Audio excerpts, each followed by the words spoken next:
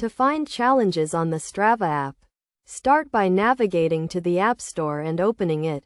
At the bottom, you'll see options including Today, Games, Apps, Arcade, and a search button. Click on the search button.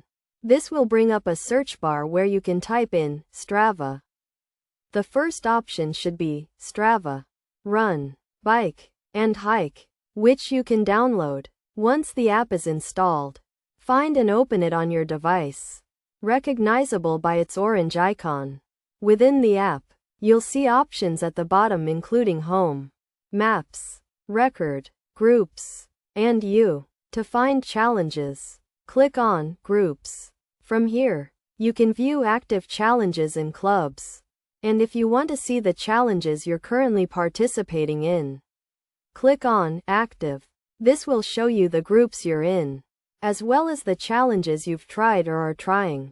Available challenges will be listed underneath, such as the July Swim 5K Challenge, July Grand Fondo Challenge, or July Run 100K Challenge.